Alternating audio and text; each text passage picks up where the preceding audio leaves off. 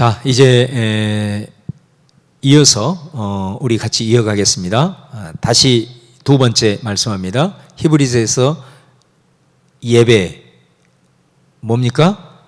영문 밖으로 나가는 겁니다. 자, 영문 밖에서 뭐 하라는 겁니까? 찬송의 제사를 드리자. 찬송을 드리자. 이게 첫 번째였고요. 두 번째는 그러면 영문 밖에서 우리는 뭐를 하는 것이 하나님 앞에 드리는 예배냐? 선을 행하고 서로 나누어 주는 것입니다. 꼭 기억하십시오. 자, 여기서 선을 행하고 그 다음에 서로 나누어 준다. 이것이 예배다. 이러면 딱 우리가 떠오르는 것이 있습니다. 바로 그것이 뭐예요? 구약에 보면 5대 제사가 나오죠. 5대 제사 중에서 특별히 이 말씀과 관련해서 우리가 딱 떠오르는 제사는 화목제라는 겁니다. 구약의 5가지 제사에는 번제, 소제, 화목제, 속죄제, 속건제 이렇게 5가지가 있지 않습니까? 그 중에서 이 화목제가 오늘 말씀이 화목제로부터 유래한다는 것을 알 수가 있습니다. 그러니까 구약에 나타난 이 화목제 예배 정신을 히브리서가 그대로 이어받고 있다는 것을 우리가 알 수가 있겠죠. 자, 여러분, 이 화목제가 가지고 있는 특징을 좀 잠시 살펴보기를 원하는데요. 우리가 구약의 5대 제사를 보면 하나님 앞에 이제 제사를 드릴 때에 번제도 그렇고 소제도 그렇고 속죄제, 속건제 이 모든 것들이 다 이제 하나님 앞에 대부분 이렇게 화제로 드리죠. 화제라는 것은 불로 태워서 드리는 겁니다. 화목제도 불로 태워서 드리는 부분이 있습니다. 바로 그것이 뭐냐면 콩팥이라든가 기름이라든가 이런 것들은 하나님 앞에 냄새로 향기로 불에 태워서 올려드립니다. 그런데 이제 화목제의 특징 중에 하나가 뭐냐면은 다른 이 대부분 제물은 바로 이 거제나 요제로 드린다는 거예요. 거제로 드린다라는 것은 뭐예요? 이렇게 제물을 가지고 위로 이렇게 올렸다. 하나님께 바칩니다 하고 내리는 거예요. 요제는 흔드는 거예요. 그러니까 이 거제나 요제로 드리는 것은 제물을 불로 태워서 드리지 않기 때문에 그대로 남아요. 근데 이 남는 부분은 그럼 어떻게 하느냐? 일부는 제사장에게로 가요. 그 예배를 집례했던 제사장에게로 돌려요. 자, 그런데 이 화목제 특징이 뭐냐면 제물의 남은 대부분은 제물을 드린 헌제자에게 다시 돌아오는 겁니다. 그러니까 이게 다른 제사와 이 화목제의 가장 큰 특징입니다. 다시 말하면 우리가 하나님 앞에 드렸는데 그 드리는 제물, 물론 이건 하나님께 드린 겁니다. 그런데 그 하나님께서 그거를 다시 헌제자에게 그 남은 제물을 준다라는 겁니다. 자, 그런데 이 화목제의 규례를 보면은 그 제물을 받습니다. 근데 그 제물을 받고 그것을 이제 처리를 해야 되잖아요. 처리한다는 건 뭐예요? 그 제물을 먹는 거지 않습니까? 버리지는 않은 거거든요. 그걸 먹어야 돼요. 그런데 이 제물을 처리하는 데 있어서 특별한 안식일과 관련된 특별한 규정 이외에는 반드시 이게 당일날 처리가 돼야 되는 거예요. 물론 예외가 있습니다. 근데 예외는 놔두고 일반적으로 봤을 때 그 제물은 당일날 처리를 해야 돼요. 근데 얼마나 놀라운 말씀이냐면 예배는 끝나지 않는 거예요. 예배는 그럼 언제 끝나냐? 이 제물이 다 없어졌을 때 화목제는 끝나는 겁니다. 그러면 이 제물을 하루에 그것을 다 처리를 해야 되는 거예요. 근데 예를 들어서 이 제물을 어떤 사람이 소로 드렸어요. 소로 드렸는데 이 제물의 대부분이 자기가 떨어졌어. 그럼 이 소를 하루 동안에 처리를 하기 위해서는 어떻게 해야 될까요? 자기 혼자 다 먹을 수 있습니까? 가족 안 됩니다.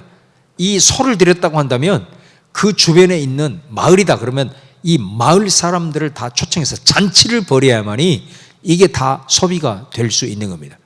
예루살렘으로 왔다 그러면 예루살렘 지경에 있는 그 사람들과 함께 같이 그 제물을 나누어 먹을 때만이 제물을 다 소진할 수 있습니다. 만약에 그 제물을 남겼다. 그러면 그 화목제는 하나님이 받지 않으신다. 얼마나 기가 막힌 내용입니까? 그래서 여러분, 이 소로 드릴 수 있고 또 양으로 드릴 수 있고, 그죠? 염소로 드릴 수 있고. 여러분, 예를 들어서 태워서 드리는 번제 같은 경우를 보면 가난한 사람들을 위해서 뭐가 있습니까? 비둘기로 드릴 수 있습니다. 비둘기. 가난한 사람들을 위해서 소를 못 사고 염소를 못 사는 그런 사람들한테는 이 비둘기를 드릴 수 있죠. 자, 그런데 예를 들어서 화목제를 드리는 사람이 자, 비둘기로 드린다고 생각을 해봐요. 그러면 비둘기를 뭐 남는 것이 통째로 자기한테 온다 하더라도 그거는 그냥 한 끼 내지 두 끼 그냥 구워서 먹거나 끓여서 먹으면 끝날 수 있는 거예요. 그런데 놀라운 건 뭐냐면 화목제에는 비둘기가 제물의 목록에 나와 있지 않는 거예요. 그 말은 무슨 말이냐면 이 화목제에서 말씀하고자 하는 예배 정신의 핵심이 뭐냐면 예배는 나눔이다. 예배는 친교다. 예배는 교제다. 라는 정신인 거예요. 그러니까 이거 하나님 앞에 드리지만 이 드리는 것이 자기에게 돌아와서 그것을 가지고 잔치를 벌이고 식탁 교제를 함으로써 이웃들과 함께 나누는 것, 이것이 그 규례에 따라서 하루 만에 끝나야 하나님이 받으시는 예배가 된다는 게, 그러니까 화목제는 하나님 앞에 올려드리는 수직적인 예배와 그 다음에 수평적인 우리가 함께 나누고 함께 교제하고 그리스도 안에서 함께 나누는 이것도 예배라고 하는 수평적인 예배 차원에 대한 이 예배의 의미가 확대되는 것을 말하고 있는 거거든요. 그러니까 여러분 보세요. 자, 영문 밖에서 교회 안에서 말고 우리가 일상 속에 가서 자, 선을 행해라. 그리고 나누어라. 나눔. 예. 이것이 예배다 이 말이에요. 구약의 화목제 예배 전통을 정신을 이어받아서 히브리서에서 다시 한번 우리에게 강조를 하고 있어요. 영문 밖에서 하나님 찬송하는 것, 그리고 영문 밖에서 선을 행하고 나누는 삶, 이게 예배입니다. 예배. 자, 그렇다고 한다면 우리가 선을 행하고 나눔, 이것이 예배인데 어디서? 영문 밖에서, 우리의 일상에서. 자, 이것에 대한, 그럼 어떤 것이 선을 행한 것이고 어떤 것으로 우리가 나누는 삶을 살 것인가 라고 하는 것을 좀 구체적으로 적용하기를 바랍니다.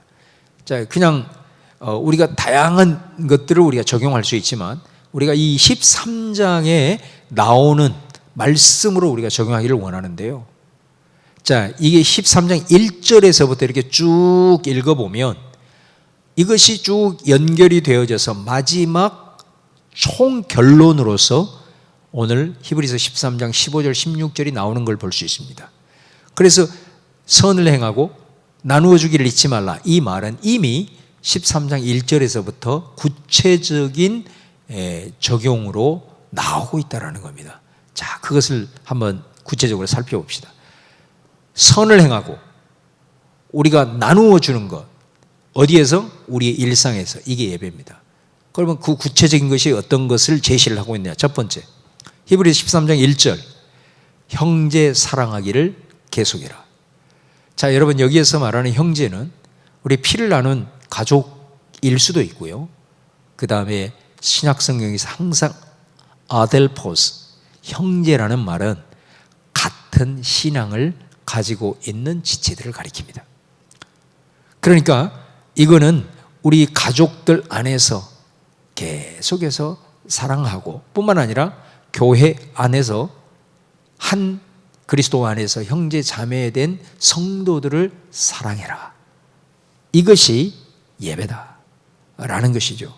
자, 그런데 여기서 아주 중요한 포인트, 계속입니다. 계속해서 사랑하라.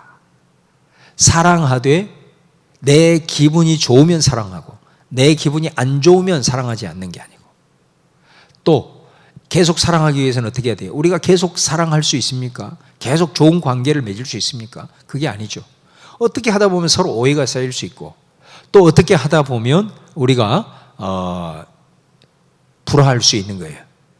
자, 그랬을 때 계속 사랑하려면 어떻게 해야 돼요? 화해하는 것이죠. 그죠?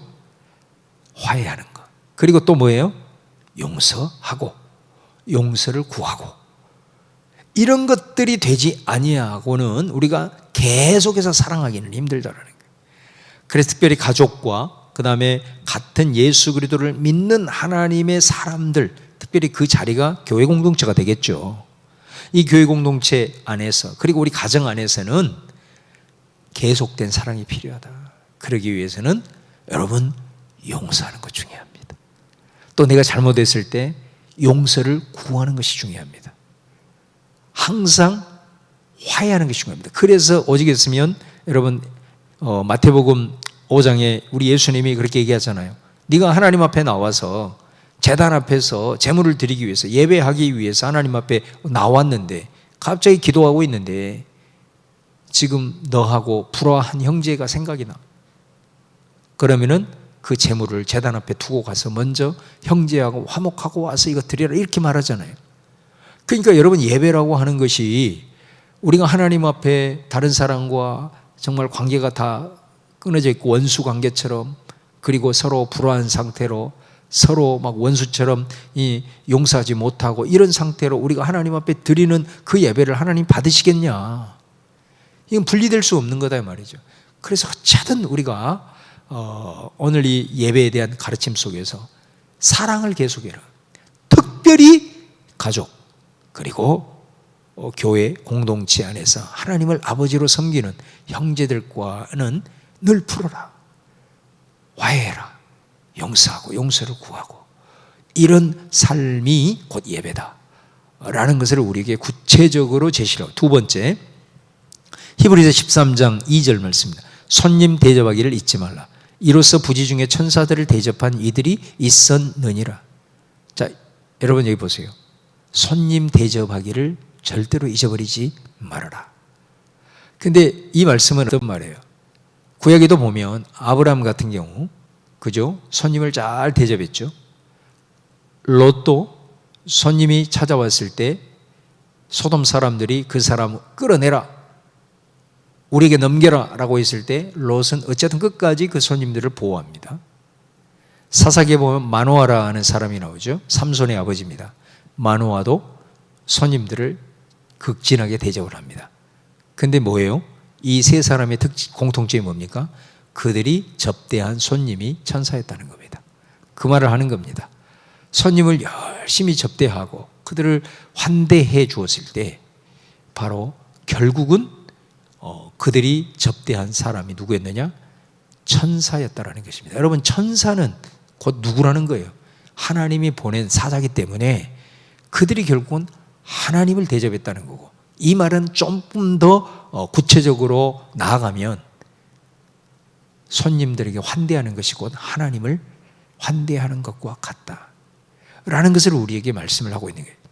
그래서 여러분, 우리가 잘 아는 그 헨리 뉴엔이라고 하는 유명한 영성학자가 그 리칭 아웃이라는 영적 발돋움이라고 하는 그런 책을 썼는데, 그 뭐 거의 영적 훈련의 교과서 같은 책 아닙니까? 거기에 보면 사람은, 신앙인들은 세 가지 차원에서 발돋움을 한다. 첫 번째, 내 자신에게 있어서 고독에서부터 홀로 있음으로 발돋움을 하고, 하나님과의 관계에서는 환상에서 기도로 발돋움을 하고요. 그 다음에 사람과의 관계에서는 뭐예요?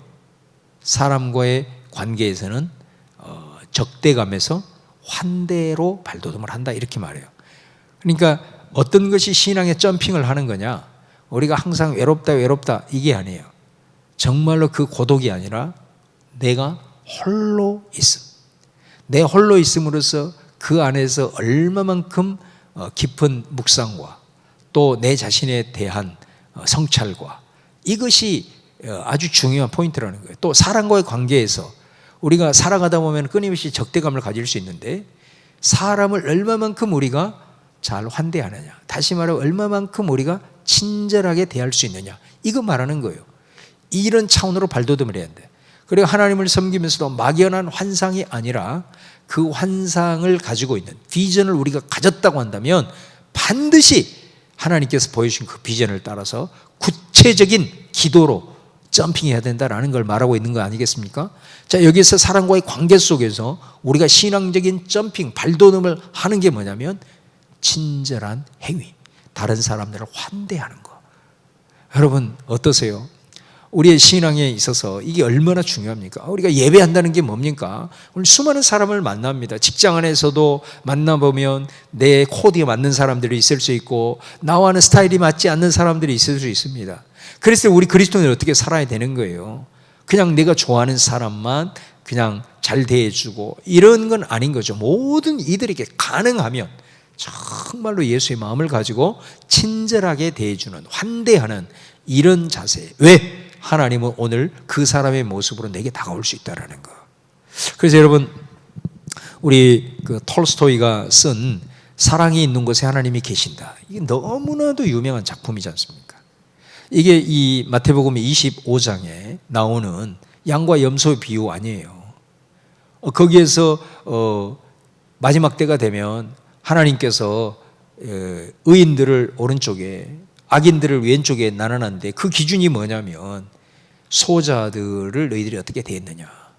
그 오른쪽에 된 의인들에게 뭐라고 얘기합니까? 야, 너희들은 내가 헐벗었을 때 입혀주었고 내가 배고플 때 내게 양식을 주었고 내가 감옥에 있을 때 나를 위로해 주었다 이렇게 말해요. 그리고 그 사람들이 뭐라고 얘기합니까? 언제 주님이 감옥에 갇혔고 언제 주님이 헐벗었습니까? 그렇게 말할 때 주님이 말하잖아요. 지극히 작은 자에게 한 것이 곧 내게 한 것이니라. 여러분 오늘 하루를 살아가면서 하나님은 반드시 어떤 사람의 모습으로 내게 다가올 수가 있다는 거죠.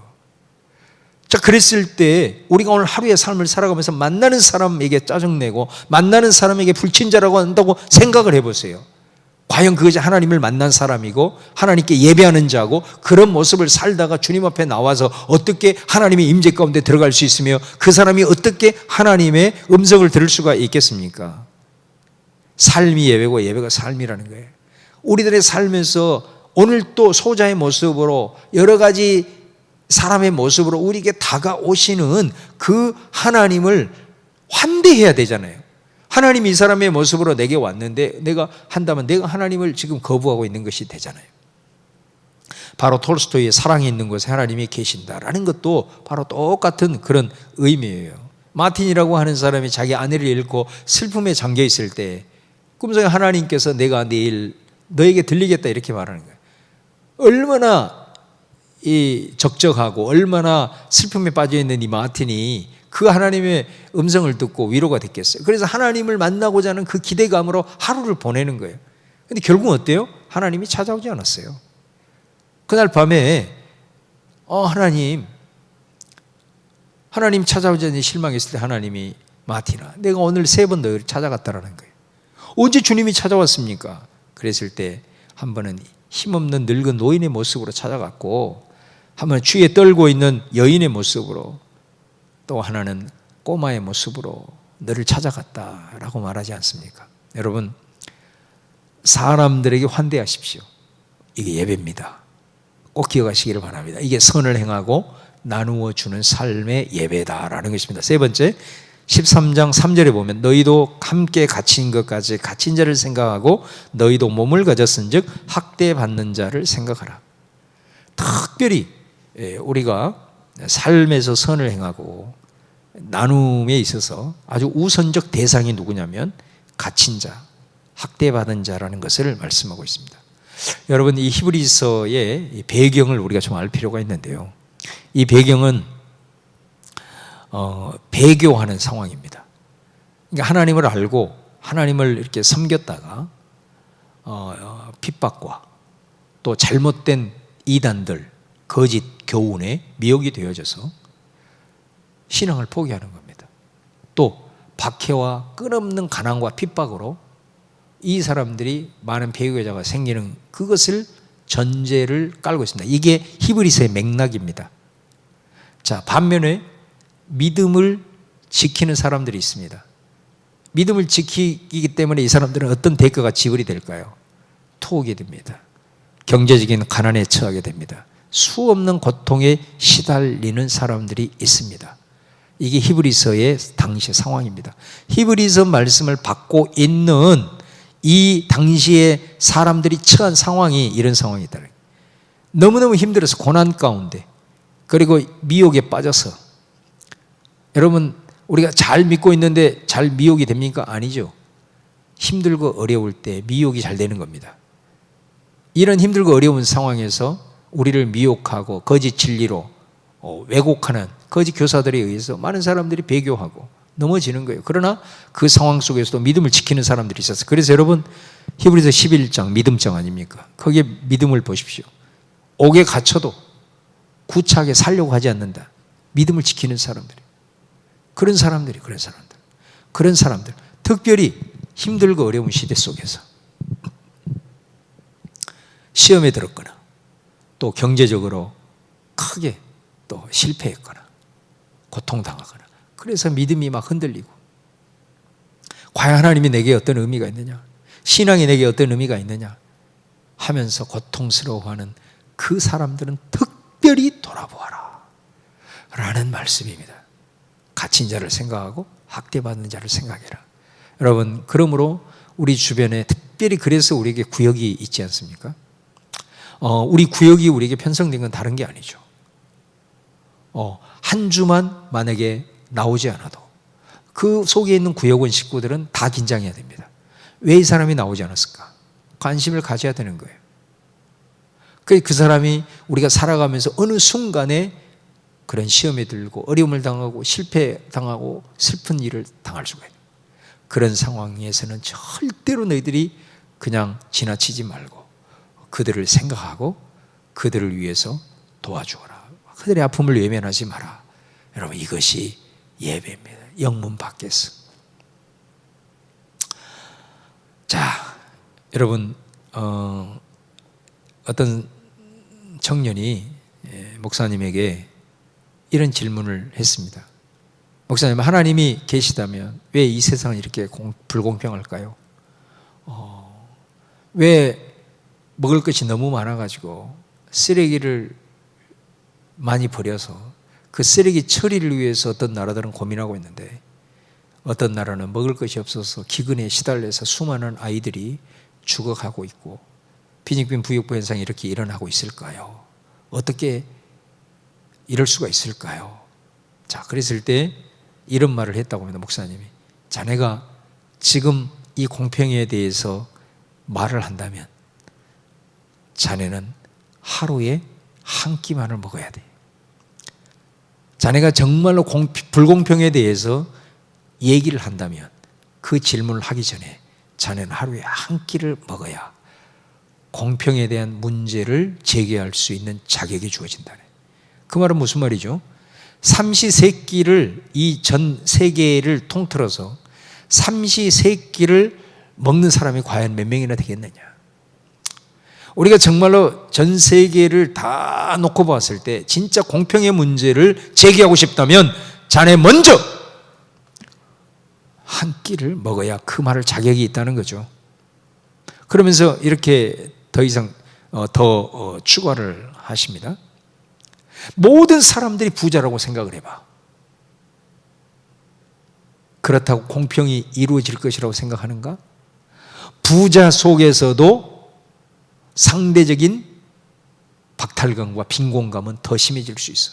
사실 여러분 그렇잖아요. 우리나라도 70년대, 80년대 굉장히 가난했을 때는 어땠습니까? 그때는 열등감이 별로 없었어요. 그런데 왜 사람들이 상대적으로 더 빈곤감에 휩싸이고 박탈감이 심하냐면은 더 잘 살면 잘 살수록 그것으로 인해서 인생 포기하고 그것 때문에 시달리는 사람이 더 많더라는 거예요. 못 살 때는 잘 산 사람들은 뭐 그러려니 이렇게 그냥 넘어갔는데, 아니 이게 더 잘 살면 잘 살수록 나는 왜 이 모양이지? 먹고 사는데 지장이 없어도 그렇다라는 거예요. 모두가 부자라고 해서 공평의 문제가 해결이 안 된다라는 거예요. 거기에는 상대적인 박탈감이 더 심해지고 무한 경쟁으로 인한 우월감과 열등감은 더 심해질 것이다. 자, 불완전한 이 세상 속에서 부와 가난의 문제는 해결되지 않아. 유일한 희망은 뭐냐? 바로 스스로 자신의 것을 작은 것이나마 함께 나누고 베풀 때에 공평의 문제는 해결될 수 있다. 완전하지는 않지만 결국은 이 문제는 다른 문제가 아니라 구제하고 그 다음에 나누고 이렇게 할 때만이 이 공평의 문제, 불공평의 문제는 해결의 실마리가 생길 수 있다라는 의미라는 것이죠. 여러분, 우리 한자 성어 중에 공수라는 말이 있지 않습니까? 사람 모두 빈손으로 왔다 빈손으로 간다는 거예요.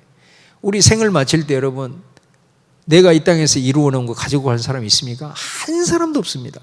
그럴 수 없습니다. 그러나 다른 사람들을 위한 사랑, 그죠? 그리고 그들이 또 우리에게 베푼 사랑, 나눔, 이거는 다 가져간다라는 것이고, 그것만 또 남아서 많은 사람들에게 계속해서 기억이 되어진다라는 것이죠. 자, 네 번째 보겠습니다. 히브리서 13장 4절 말씀에 모든 사람은 결혼을 귀히 여기고 침소를 더럽히지 않게 하라. 음행하는 자들과 간음하는 자들을 하나님이 심판하시리라 라고 말씀합니다. 여러분, 우리 삶의 현장에서 이 시대를 보면 물론 그 시대에 따라 차이가 있을 수 있겠지만 얼마나 쾌락을 추구하고 또 간음하고 타락하고 정말 그런 모습들이 세상 속에 가면 눈에 보이잖아요. 자, 그랬을 때 고민을 하는 겁니다. 그럼 어떻게 이런 상황으로부터 우리가 우리 자신을 잘 지키고 하나님 앞에 예배하는 삶을 살 수 있겠는가? 다른 것이 아니에요. 가정을 소중히 여기는 거예요. 결혼을 귀히 여기고 침소를 더럽히지 말라. 예. 남편과의 관계, 아내와의 관계, 우리 가정의 소중함을 인식을 하고 가정을 잘 세워나가는 것이 결국은 뭐냐? 이 세상의 타락으로부터 우리 자신을 지키고 이기는 길이다. 여러분, 우리가 항상 그리스도인들이 항상 빠질 수 있는 오류가 뭐냐면 왜 이 세상이 이렇게 타락한가? 그러면서 자꾸 무슨 뭐 제도를 탓하고 무슨 뭐 어떤 정치 지도자들을 탓하고 뭐 이런 식으로 이것을 단속하지 못했던 뭐 경찰을 탓하고 그렇게 해가지고는 답이 안 나오는 거죠. 궁극적으로는 우리가 할 수 있는 게 그럼 뭐냐? 우리가 할 수 있는 게 뭐냐? 음란한 사람들을 우리가 뭐 처벌하고 그 사람들을 어떻게 할 수 있습니까? 아니에요. 그건 궁극적인 답이 될 수 없어요. 오늘 말씀처럼 내 가정부터 잘 지키는 거예요. 아내를 소중히 여기고 남편을 귀하게 여기고 존경하고 의지적으로 해야 돼요. 가정을 귀히 여기고 소중히 여길 때만이 궁극적으로 이 세상의 타락 그리고 이 세상의 이런 음란과 도덕적인 그런 무너짐 속에서도 견고하게 세워나가는 그런 빛과 소금의 역할을 감당할 수 있게 되고 막을 수 있게 된다는 거예요. 자, 마지막으로 히브리서 13장 5절 6절입니다. 돈을 사랑하지 말고 있는 바를 족한 줄로 알라. 그가 친히 말씀하시기를 내가 결코 너희를 버리지 아니하고 너희를 떠나지 아니하리라 하셨느니라. 그러므로 우리가 담대히 말하되 주는 나를 돕는 이시니 내가 무서워하지 아니하겠노라. 사람이 내게 어찌하리오 하노라. 여러분, 우리가 일상 속에서 살아갈 때에 예배한다는 게 뭐냐? 바로 이 부분입니다. 돈을 사랑하지 말고 있는 바를 족한 줄로 알아라. 여러분, 이 돈에 대한 얘기가 나오는 이유는 뭐냐면 예수님이 그런 말씀을 하셨죠.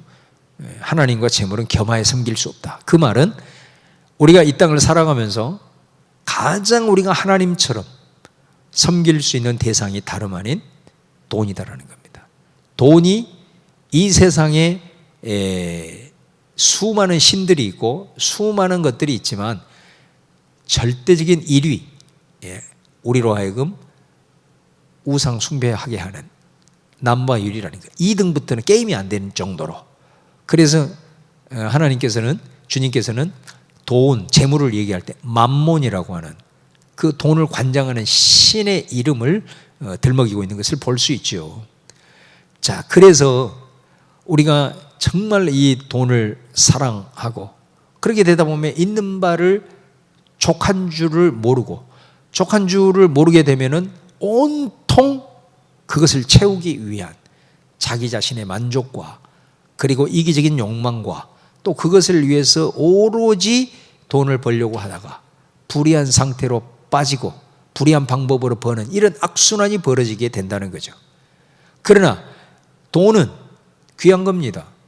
돈을 부정적으로 볼 필요는 없어요. 그러나 중요한 것은 뭐냐면 돈은 우리가 섬김의 대상이 아니라 우리가 다스려야 된다는 거죠. 다스려야 된다는 거죠. 누가복음 16장에 불의한 청지기의 비유를 통해서도 말씀하듯이 돈, 재물이라고 하는 거는 우리가 섬김의 대상이 아니라 다스려야 된다는 거예요. 그러면 불의한 청지기 비유를 통해서 돈을 다스릴 수 있는 길이 뭐예요? 그게 나누어주는 거예요. 나 자신을 위해서가 아니라 다른 사람을 위해서 쓰는 거예요. 그 불의한 재물로 친구를 사귀라. 다시 말하면 우상화될 수 있는 재물을 다스릴 수 있는 길이 뭐냐? 그걸 가지고 친구를 사귀는 거예요. 친구를 사귄다는 건 뭐예요? 그것을 가지고 다른 사람을 위해서 흘릴 줄 알고 다른 사람을 위해서 쓸 줄 알고 다른 사람을 대접하는 데 쓸 줄 알고 가난하고 힘든 사람들 기부할 줄 알고 구제할 줄 알고 그것이 돈을 다스리는 거다 말이죠. 왜 그러면 우리가 그렇게 하지 못하느냐? 이거는 세상 사람들의 예배하는 자는 그렇게 해야 되는 거예요. 왜? 그러면 왜 우리가 그렇게 하지 못하느냐? 일상 속의 삶 속에서 노란 글씨를 보세요. 내가 결코 너희를 버리지 아니하고 떠나지 아니하리라. 주는 나를 돕는 이시니. 이 말씀에 대한 이 약속에 대한 믿음이 없는 거 우리한테. 예. 이것에 대한 믿음이 없는 거예요. 하나님이 우리와 함께 하시고 우리를 버리지 아니하시고 떠나지 아니하시라는 임마누엘에 대한 확실한 믿음이 있어도 우리가 돈을 숭배하고 온통 자기 자신의 만족과 유익을 위해서 그것을 사용할 리는 없겠죠. 오히려 우리가 그것을 나누고 베풀며 나아갈 때 돈을 다스리게 되고 또 그럼을 통해서 하나님께서 그분의 방법으로 채워주시는 것을 볼 수가 있습니다. 채워주신다는 것이 무슨 하늘에서 돈이 떨어지고 없는 데서 돈이 온 게 아니라 우리를 건강하게 하셔서 돈이 지출되지 않도록 하시는 것도 하나님의 방법입니다. 자녀들에게 복을 주셔서 공부를 잘하게 해서 장학금을 받게 하는 것도 하나님이 우리에게 물질을 채워주시는 겁니다. 모든 것이 마찬가지라는 거예요. 우리로 하여금 어떤 결정에서 실수하지 않게 함으로 새나가지 않도록 막아주시는 거 하나님이 하시는 거예요. 여러분 그래서 이 임마누엘에 대한 약속에 대한 믿음 이걸 때 우리가 염려를 이기게 되고 바로 돈을 통해서 이 재물을 통해서 또한 흘려주고 나누어 줄 수 있게 되고 그것이 성문 밖에서 하나님을 예배하는 선을 행하고 나눔을 행하는 것이다라는 거예요. 자, 오늘 히브리서 예배 정신을 우리가 살펴보았습니다. 자, 마지막으로 오늘 말씀을 요약을 하면서 6가지 한번 저와 여러분이 한번 마지막으로 읽고 오늘 마치도록 하겠습니다. 자, 히브리서 예배 정신 요약 1번 시작. 히브리서 예배의 근거는 성문 밖 골고다에서 우리를 거룩 화목하게 하기 위해 흘리신 예수님의 보혈이다. 자, 기억하십시오. 2번째 시작. 히브리서 예배의 자리는 영문 밖이다. 그곳은 치욕이 있는 치열한 삶의 현장 곧 일상이다. 예배 현장, 예배 자리가 어디라는 거, 히브리서는 어디를 강조하는 거 꼭 기억하세요. 3번째 시작. 그곳에서 하나님을 찬양하는 것이 예배다. 치열한 전쟁터에서의 그리스도인의 찬양은 그 자체가 증언 곧 전도이다. 너무너무 중요한 거죠. 중요한 겁니다. 치열한 우리들의 삶의 일상에서 하나님께 감사하는 언어, 찬양하는 언어 이것이 되어질 때에 사도 바울이 말했죠. 이방인을 제물로 하나님께 드릴 수 있게 됩니다. 믿지 않는 사람들이 그걸 통해서 제가 믿는 하나님, 제가 가지고 있는 신앙을 나도 가져보면 좋겠다. 저렇게 힘들고 어려워도 극복하고 늘 입술에서 감사가 터져나오니 뭔가가 있을 거야. 이걸 통해서 그 사람을 우리가 전도할 수 있다면 바울이 얘기했던 것처럼 이방인을 믿지 않는 불신자를 하나님 앞에 제물로 드리는 최고의 신앙생활이 되는 거죠. 자, 4번째 시작. 히브리서 예배 정신은 구약의 화목제로부터 유래한다. 화목제 예배 정신은 나눔 곧 친교이다. 5번째 시작. 예배당을 포함한 세상의 한복판에서 선을 행하고 나누는 삶이 하나님이 기뻐하시는 제사 곧 예배다. 6번째 선과 나눔의 삶은 5가지로 요약된다. 형제사랑, 외인 환대, 비천한 자 구제, 가정 지키기, 돈으로부터의 자유. 자, 여러분 저는 히브리서 말씀을 연구하고 묵상하면서 사실 이 히브리서의 예배, 특별히 오늘 13장에 나타나는 이 본문은요, 구약과 신약의 예배 정신의 총화다. 사실은 모든 예배 정신이 히브리서 이 말씀으로 저는 요약될 수 있다고 봐요. 자, 우리가 다음에 마지막 다루는 요한계시록은 정말로 말 그대로 천상의 예배이지 않습니까? 자, 그러나 이 히브리서가 신약 성경의 마지막 부분에 위치를 해 있는 것이 단순히 그냥 순서가 뒤에 있는 것이 아니라 예배적인 측면에서 봤을 때는 창세기에서부터 지금까지 우리가 끊임없이 오랜 시간 동안 이어왔던 수많은 성경의 본문이 사실은 이 히브리서 13장 15, 16절에 요약이 되어 있는 것으로 여겨집니다. 자, 오늘 이 놀라운 히브리서 말씀을 한번 깊이 더 묵상하시면서 성문 밖으로 나아가는 여러분 되기를 바라고, 그곳에서 찬양과 선을 행하고 나눔의 실천을 통해서 정말 삶의 예배자로 서는 우리 귀한 이 영상을 시청하고 함께 예배학교로 의탁하는 우리 모든 성도님들 다 될 수 있기를 간절히 바라겠습니다. 감사합니다. 지금까지 여러분 함께 해주셔서 감사하고, 앞으로 이제 남은 요한계시록 말씀을 함께 우리가 마지막으로 예배학교를 마치겠습니다. 여러분에게 큰 신앙의 유익이 되기를 바라고, 예배자로서 크게 점핑하고 발돋움하는 여러분의 예배 삶이 되시기를 바랍니다.